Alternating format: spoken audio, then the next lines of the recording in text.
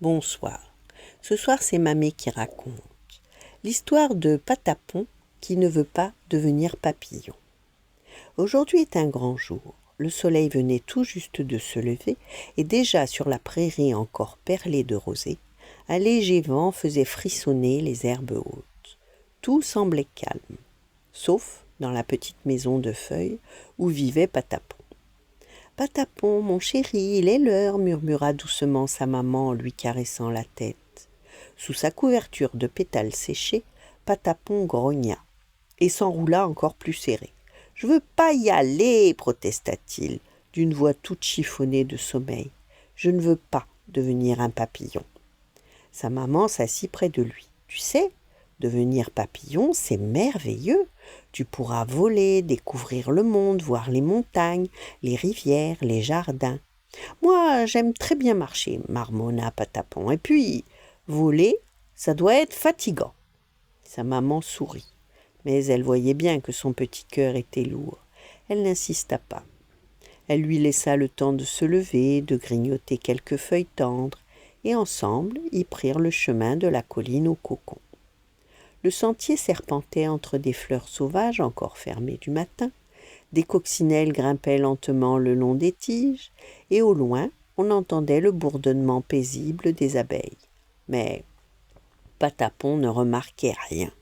Il traînait derrière sa maman, la tête basse, reniflant de temps en temps. « Tu verras, dit-elle doucement, quand tu seras papillon, le vent te portera comme un nuage, tu pourras aller où tu voudras. » Patapon secoue la tête. « Moi, je veux rester comme je suis. » Ses petites pattes avançaient pourtant, une après l'autre, jusqu'à ce que la colline apparaisse devant eux. Elle était couverte de branches fines, de feuilles soyeuses et de dizaines de cocons suspendus, immobiles, brillant au soleil. Certains frémissaient doucement. Patapon reconnut plusieurs de ses amis, Lila, Gaston, Minouche, tous bien enroulés, bien serrés, déjà en train de se transformer. Son ventre se noua. « À ton tour maintenant » l'encouragea sa maman avec tendresse. Mais au même moment, elle détourna la tête pour saluer une autre chenille, et Patapon vit sa chance. Sans réfléchir, il se faufila entre deux feuilles, dévala la pente et fila droit vers la forêt. Il courut longtemps, très longtemps, jusqu'à ce que ses petites pattes tremblent, jusqu'à ce que sa respiration devienne toute saccadée. Finalement, il trouva refuge derrière une large écorce tombée au sol. Là, à l'ombre, le cœur battant, il s'allongea. « Juste un petit moment, se dit-il. » Ses paupières devinrent lourdes et il s'endormit. Il rêva qu'il flottait. Tout autour de lui était doux, léger, silencieux, comme s'il était entouré de nuages, comme s'il reposait dans du coton tout chaud. Et le temps passa, sans qu'il sache combien. Puis, peu à peu, une lumière traversa sa douceur cotonneuse. Une voix légère, joyeuse, presque musicale, lui parvint. « Patapon, réveille-toi !» Il ouvrit les yeux.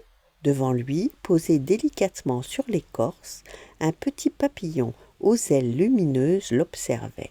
Ses ailes brillaient comme des pétales au soleil. « Pétronille ?» demanda-t-il étonné. Elle rit doucement. « Oui, oui, tu viens jouer ?» Patapon voulut répondre, mais quelque chose lui sembla étrange. Tout semblait différent, plus vaste, plus léger. « Attends, je me sens bizarre. » Pétronille pencha la tête amusée. « Bah, parce que tu es devenu un papillon, toi aussi. Moi ? Impossible !» Il regarda autour de lui, puis il baissa les yeux et il les vit. Deux grandes ailes fines, délicates, couvertes de couleurs qu'il n'avait jamais vues sur lui. Elles frémissaient légèrement comme impatientes. Il comprit alors. Ce n'était pas du coton, c'était un cocon. Sans même s'en rendre compte, il s'était transformé. Un mélange d'étonnement et de joie lui traversa le corps. « Je peux voler ?»« Bien sûr !» répondit Pétronille. « Essaie pour voir. » Patapon battit timidement des ailes. Un souffle léger le souleva, il battit encore et soudain, le sol s'éloigna. Il volait. Il monta plus haut, encore plus haut. L'air frais glissait sous ses ailes. La forêt devenait un tapis vert en dessous. Le ciel semblait immense, ouvert, infini. « Ouah !» murmura-t-il émerveillé. Ils jouèrent longtemps, à tournoyer, à se poursuivre, à danser dans la lumière. Patapon riait, volait, c'était merveilleux. Le soir venu, le ciel devint rose, puis orange. Patapon sentit quelque chose de doux et de triste à la fois lui serrer le cœur. Il rentra. Sa maman l'attendait, elle l'observait s'approcher, et ses yeux brillèrent. « Je suis devenu grand, » dit Patapon doucement. Sa voix tremblait un peu. Il s'approcha, incertain. Peut-être que maintenant il était trop grand pour... Mais sa maman l'enveloppa immédiatement dans ses bras. Un câlin chaud, doux, exactement comme avant. Patapon resta immobile, surpris. « Je comprends mieux pourquoi tu ne voulais pas devenir un papillon, » murmura-t-elle tendrement.